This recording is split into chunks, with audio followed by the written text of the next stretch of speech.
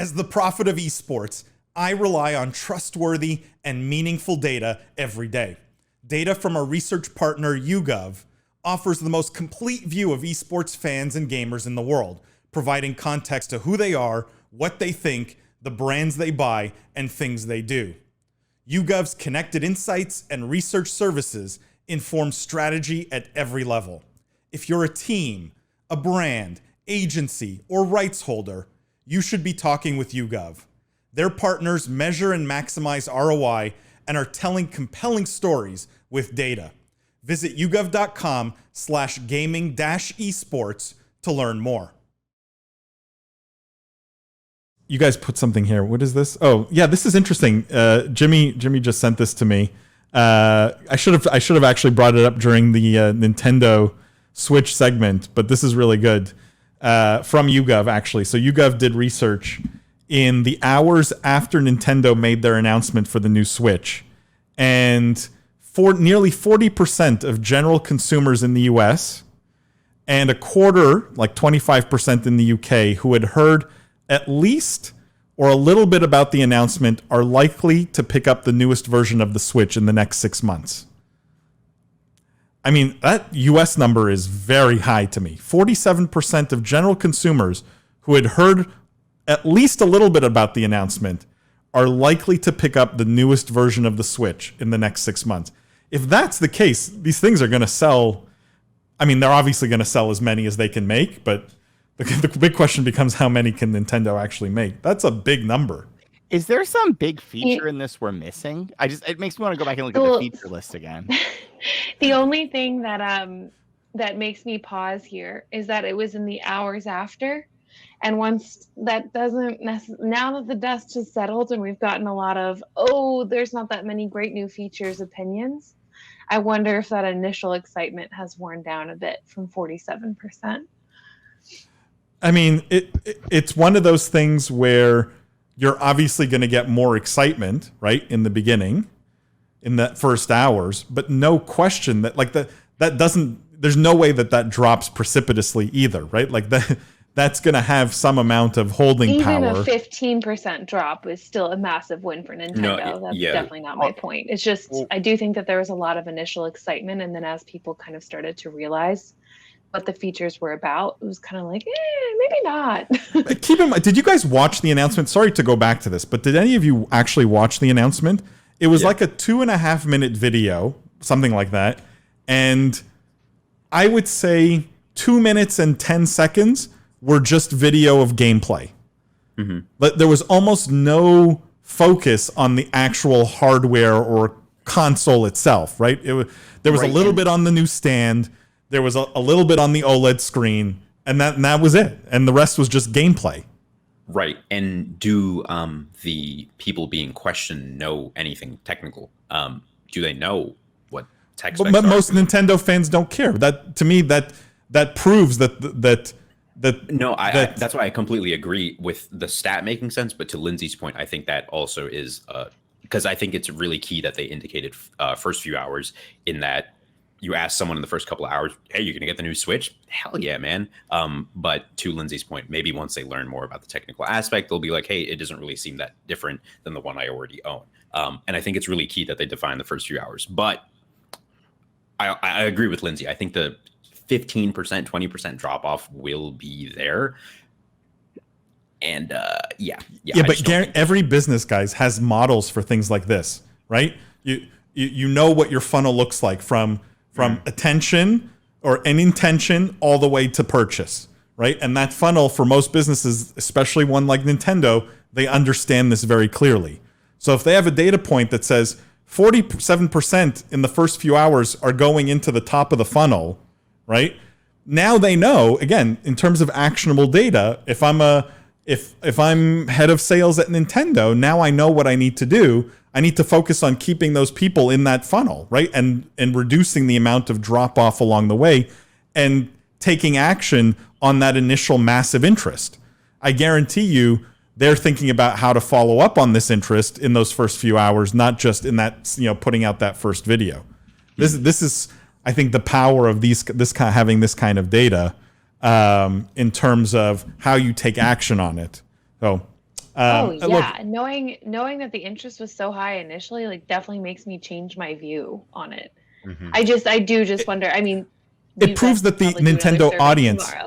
Yeah. but it proves also that the Nintendo audience is relatively unsophisticated from a hardware standpoint, right? They probably don't care what the hardware changes are. It's a new Switch. It's a cool product from Nintendo. It looks good, right? This is enough to compel people to say, "I want to. I'm going to buy it."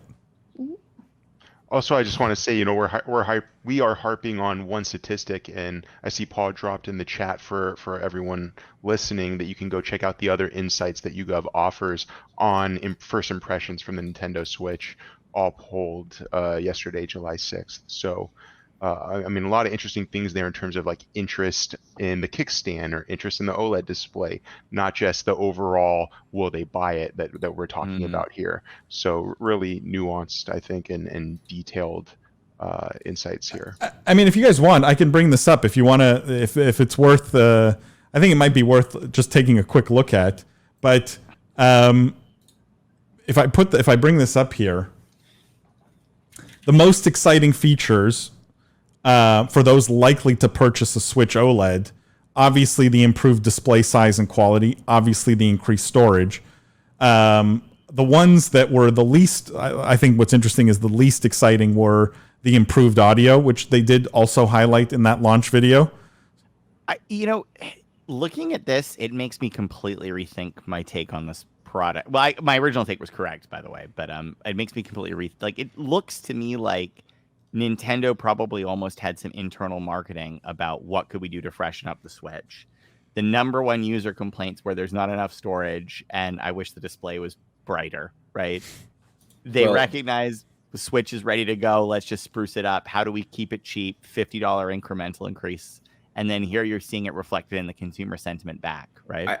I think this is a survey asking them about the OLED Switch specifically anyways. Mm-hmm.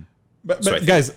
Like look at this next stat, because this next stat I think is coming back to our point that I think intuitively we all felt, which is when they looked at people who were not likely or not likely at all to purchase the Switch OLED in the next 6 months, right? The reasons that they gave, the number one reason was, and this is 21% of people in the US, the updates to the system over the original Switch aren't substantial enough.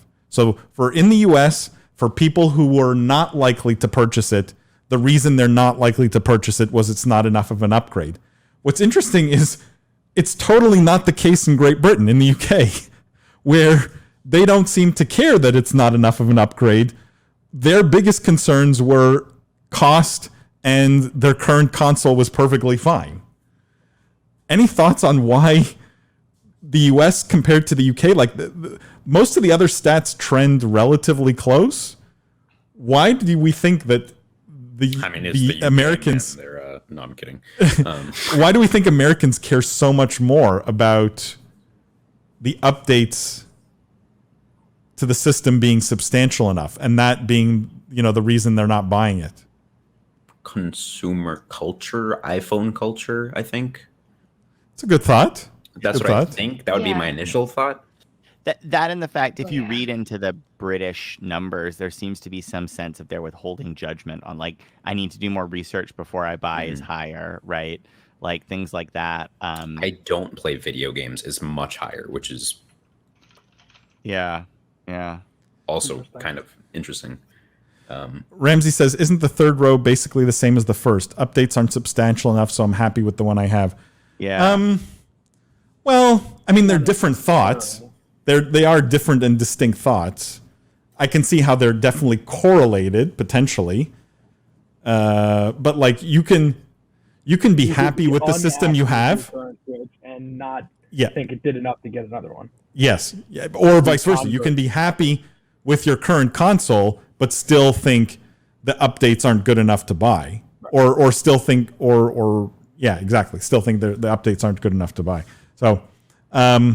The only other big difference, or the area where there was separation between the numbers, is I need to do more research before I buy, which was definitely higher in the UK than in the US. So we're more impulsive consumers in the US, maybe, or just because something's new. So that was, and just in terms of the methodology, guys, this was really interesting. And Jimmy, you brought it up. They polled 1,291 U.S. adults online on July 6th. So that was yesterday when it was announced, between 12:12 p.m. and 1:45 p.m. Eastern time. So literally in the moment. And the margin of error is 3.7%. So, even with the margin of error there, you are talking about a huge number of people who essentially are saying, we intend to buy this thing after seeing the announcement.